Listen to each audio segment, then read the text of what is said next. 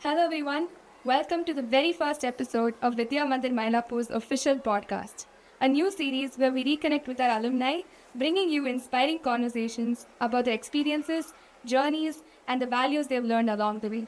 I'm Parama and I'm so excited to be co-hosting today's episode with my wonderful friend Anaga. Joining us today is an eminent personality who's a veteran in consumer brands and the FMCG sector. He is an alumnus of Vidya Mandir Mylapore and pursued his engineering degree from the College of Engineering, MBA from IIM Bangalore, and participated in an advanced management program from Wharton Business School. He has held leadership positions in many top organizations such as Coca-Cola, Asian Paints, Johnson & Johnson, among many others. He knows exactly what needs to be done to craft business ideas to improve revenues profitably. He is currently heading Reliance Consumer Products Limited, where he brings about new strategic alliances, partnerships, while nurturing new market opportunities. I'm talking about none other than Mr. Krishnakumar Thirumalai, who's here with us to share his experience and insights. Good morning, sir. I'm honored to welcome you to our school's podcast. Thank you so much for spending your time with us today. So, when you think of VM, what is the first memory that comes to your life? Thank you for having me here. The memory of VM has always been very positive. I always felt it was home away from home. And the first memory was my meeting with the then headmistress, Mrs. Tara Satyanarayana, who was so worried and careful about giving me the seat when I moved in from another school to here. But then after that, it was sheer joy of being at a place which was home away from home. How did VM shape the person you are today? What values have stayed with you throughout your life? I think VM has shaped my life in many ways. I think the first thing I possibly would like to really thank the school is that it allowed me to be me. I mean, I was a bit of a reticent, introverted person, who really was overconfident of myself. But the school allowed me to be. Even though I may not have performed so well in academics, I did well in sports and other areas. So they just said, like, let this guy be what he is. And that is what benefited me much later in life, because I had not changed. Yes, sir, I completely agree. Even to many of us today, Vidya Mandir is not just a place for academics, sir, for us to showcase our talents. That's what we love about the school. So, did you know what you want to pursue while you were in school? And if you were to provide advice to any of the students who are trying to figure out what they want to do in life, what would it be? When I was in school, I really didn't think of the future. I thought it was all about coming to school, having some fun, and going back home. I would possibly let all children to be like that till they are up to about 13, 14 years. But then you should really, by that time, with the help of the teachers, understand what are your capabilities and what are your areas of interest. Because if you do form some sort of a thought process of what you want to be in life at that stage, obviously it will go through many revisions, because what you are at 14 is not what the context also is in 25. But it will be good to have some sort of an initial thought, which I believe I didn't have, and possibly it took me longer to really get to that point where I knew what I wanted to do. So, following that up, if you are a 12th grader today in 2026, would you still choose the FMCG sector, or is there a new industry that's catching your eye? See, my view at that point of time, I wanted to be in a place where I had the ability to think 360 degree. I like to be a 360 degree thinker. I don't like to be put in an intro space. So I can discount all this new age technology, this, that, and all that, because that never gives you that 360 degree thinking, where you have 80% of science and 20% of creativity.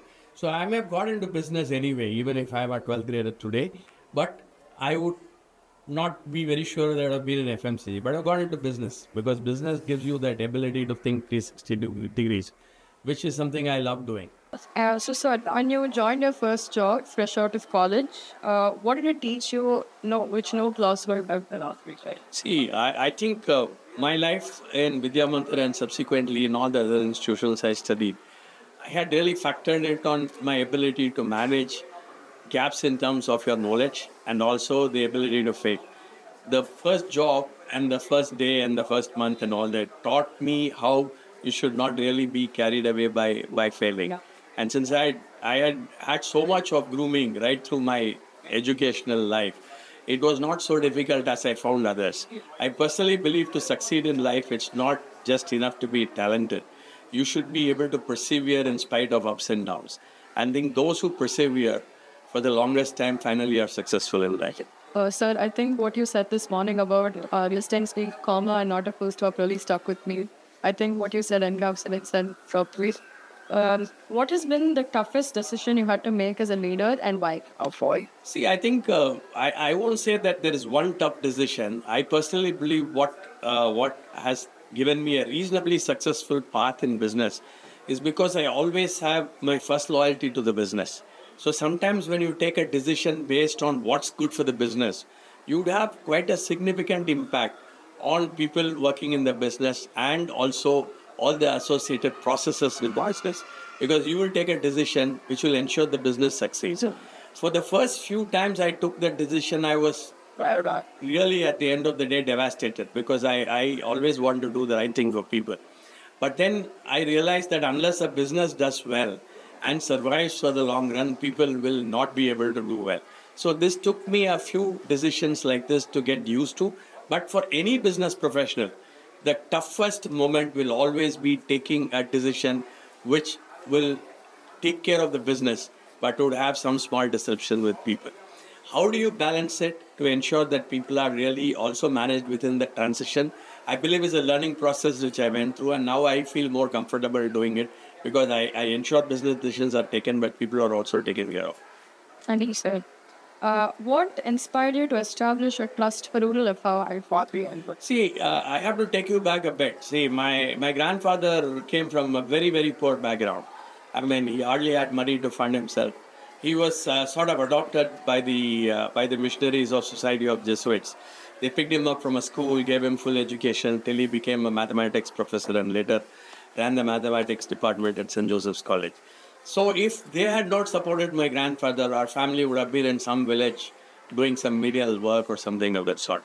So it has always rung a very important bell in me because I was tutored by my granddad till I was 20 years old. So I said, as I grow up, and if God is kind enough to make me have some wealth, I would distribute most of what I have to the people who need that help. And I believe India is a phenomenal country where everyone is as good as each other. So with this help, we feel people can really rise. That is point number one. Point number two, I am a strong believer that the world has given you what you have. And it's important to share what you have with some part of the world which needs it. I think these two philosophies have always been very dear to my heart. Fortunately, I was blessed with a wife who's got similar thoughts. So between the two of us, we said we will do our best to empower people in rural Tamil Nadu. That's really touching, sir. In today's competitive world, what would you advise to the students who are aiming to pursue a successful career, sir? See, I think I personally believe, and I'm a strong believer in that because I was rooted in this when I grew up. The first thing is people should definitely ensure that they have their own code of ethics and values. That's very important. That's what defines you as a person. And that's what ultimately people respect you for. That is number one. Number two, I think whatever area you're going to be really pursuing, it's important to have as much knowledge as possible and be curious enough to keep upgrading this knowledge from time to time. So you always operate from a position of knowledge. That's the second one. Third is you embrace technology, but don't become a slave of technology. When you become a slave of technology, you lose what as a human being you possess. So it's important for that. The fourth one I personally believe is very important, which most of us miss, is relationships. I believe life is not in the virtual world. It's relationships which help you from time to time to learn, to get motivated, to get inspired. So we should not miss the human part of life, which is having very strong and deep relationships with other human beings. That's it, sir. Thank you so much. Thank you so much. We thank Sir for sharing not just his wonderful memories of Vidya Mandir, but also of the journey that followed. From heading some of the world's most respected consumer brands like Coca-Cola India to now heading Reliance Consumer Products Limited, he has truly set a benchmark for every BMite in this school. His humility and modesty truly transcend his professional accolades, and we are truly grateful to have had the opportunity to have him here on our first episode of the Vidya Mandir podcast. Thank you.